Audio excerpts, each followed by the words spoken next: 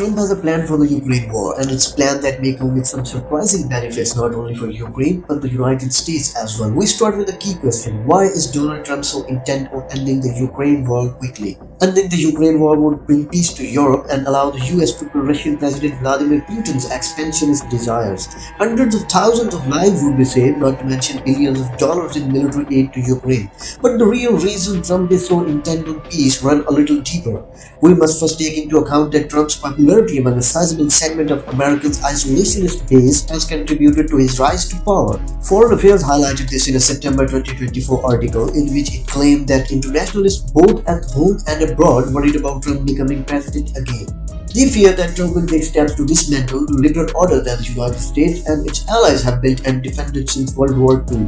After all, Trump has raised the possibility of leaving the Collective Defense Organization before. However, those claims were made more in response to America's NATO partner failing to pay their way rather than any true desire to lead the group.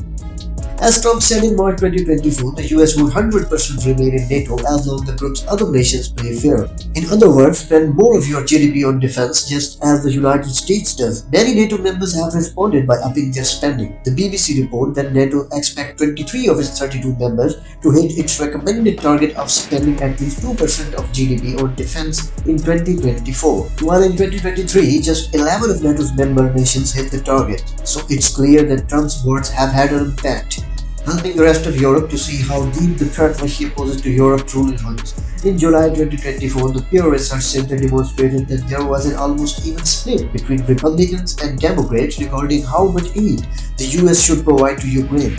62% of the Republicans saying the US shouldn't be helping Ukraine compared to 28% of Democrats. There is a clear sentiment being expressed here. Many of Trump's supporters think the US doesn't have a responsibility to help Ukraine. So one of the reasons Trump is adamant about enforcing his peace plan is that it provides a route out of the Ukraine conflict for the US.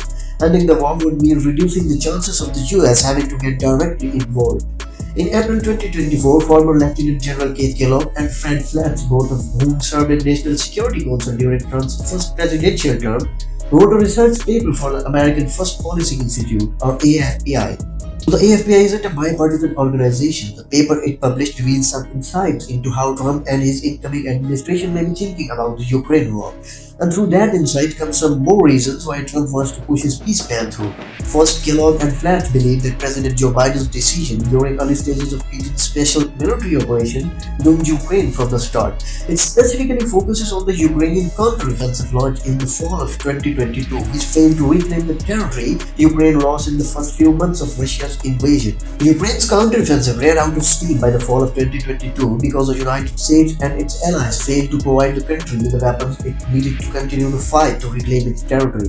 While the paper says Biden was correct in keeping American troops out of the Ukraine, it criticizes the outgoing president for not doing enough to help Ukraine during the Ukraine's war early stages. As a result, Putin was able to ban his troops into Ukraine and create the beach grinder war we see today. The US, the paper argues, acted too little and too late, creating an unwinnable situation for Ukraine. It even suggests that President Biden was prepared to give up on the prospect of saving Ukraine, instead offering Ukrainian President Vladimir Zelensky safe passage out of Kyiv. Zelensky refused the offer. Ukraine kept on fighting. The point here is that the AFPI believed that US missed its chances to nip the war in the bud during its early stages. Now it's too late. Russia has welcomed over 10,000 North Korean soldiers into his country, which are now part of 50,000 strong counteroffensive in Kursk. It's also amended its nuclear doctrine so that it can strike against any nation that attacks Russia on its own territory with the backing of a nuclear-armed nation such as the United States. These types of escalation serve as a primary reason why Trump wants to introduce a peace plan.